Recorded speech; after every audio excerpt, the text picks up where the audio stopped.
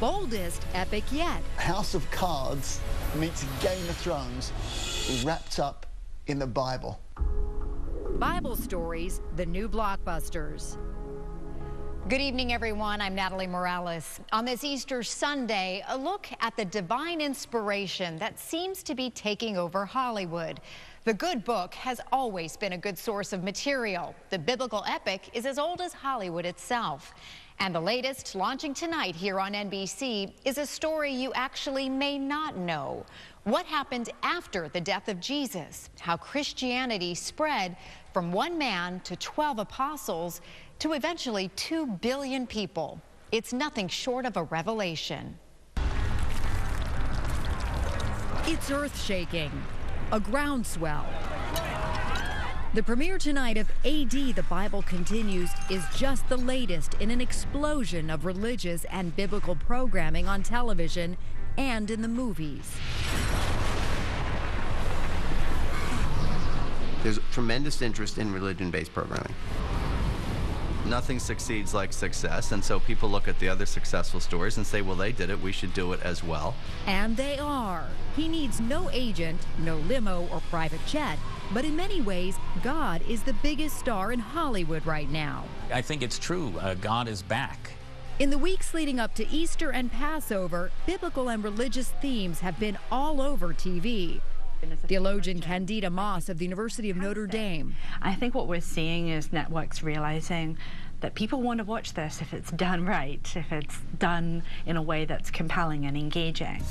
Just this week, CNN continued Finding Jesus, Faith, Fact, and Forgery, a 6-part series about holy relics, more than tripling its Sunday night audience.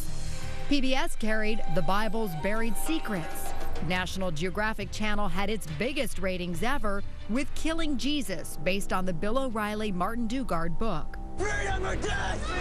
CBS aired a 2-part series, The Dove Keepers, about the Jews who held out against armies of Romans in the 1st century. How will we defeat them? We fight. Even the Weather Channel chimed in with Top 10 Bible weather. And the forecast for the future is more of the same. Variety senior critic Scott Foundas. You could certainly argue that Jesus is the ultimate superhero.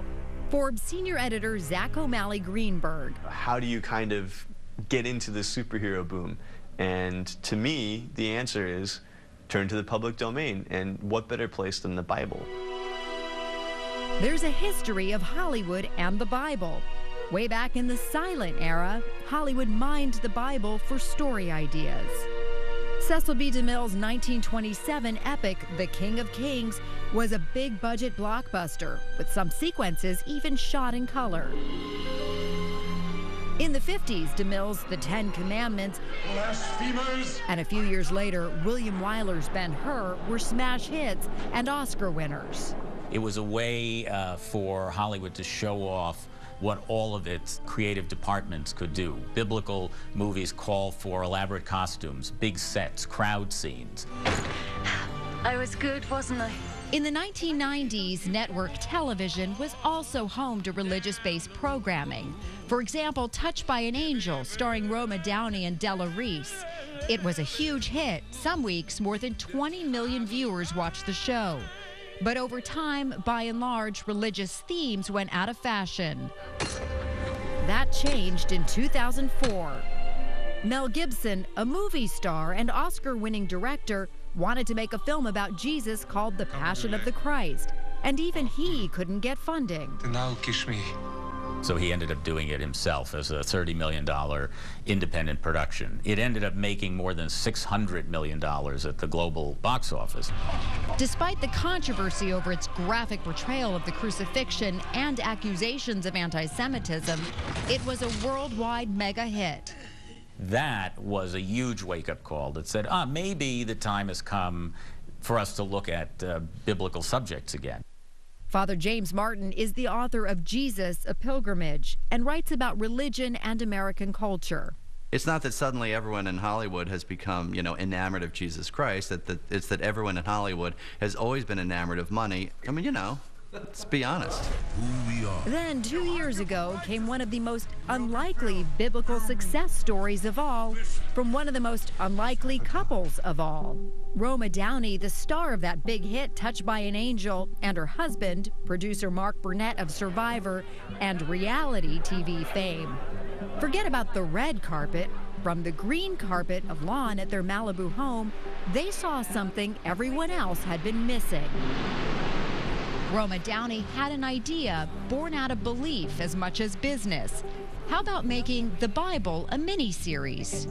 There is a saying that God doesn't always call the qualified, but he always qualifies the called. This began as a whisper in our hearts, and it became a roar. As an alumni of Touched by an Angel, I think, Roma Downey would have had a strong sense of the fact that there is this passionate community out there craving these kind of stories. Baptize me. Downey and Burnett thought the idea was an answered prayer. I think that we have felt a calling on our hearts to do this work. Over a cup of tea, we decided to move forward with this. Given Hollywood's reluctance to make faith-based shows, they knew it could be a big risk. And despite the couple's huge success in TV, when they pitched their Bible idea, they got about the same response Mel Gibson received. When you went to the networks and you tried to sell them on it, they thought you two were crazy. What are they saying now? Yeah, I think in those early days, many people here in Hollywood thought we had lost our minds, that no one would want to see the Bible on TV. It has begun. Roma Downey's instinct turned out to be right, and heads turned all over Hollywood. The ratings for the Bible were off the charts. I don't think very many people expected a religious-based miniseries to get those kinds of ratings. In total, 100 million viewers watched the 10 episodes on the History Channel. It averaged more than 11 million viewers a week. After the Bible series and the spin-off movie Son of God, Mark Burnett and Roma Downey became the acknowledged king and queen of religious TV programming and films. I think it speaks to a deeper need that the public have to connect with the Word, to connect with hope, to feel closer to God. With their newest project, AD The Bible Continues, NBC is doubling down on Bible-based programming. Blessed are they who have not seen me. If you'd come to me a couple years ago and said that somebody was going to invest ungodly amounts of money in creating Jerusalem and Morocco and air 1 hour every Sunday for 12 Sundays, I might have said you're out of your mind. Author and former New York Times TV writer Bill Carter. I think what NBC was reacting to was the enormous audience for the Bible. I think they looked at this as a pretty good risk with a producer they believed in. For those who are not believers or do not have faith in their lives, what do they get out of watching this series? I think AD really is a very dramatic, epic series dealing with those first couple of decades after the resurrection of Jesus. And so in modern day terms, the politics was such maneuvering.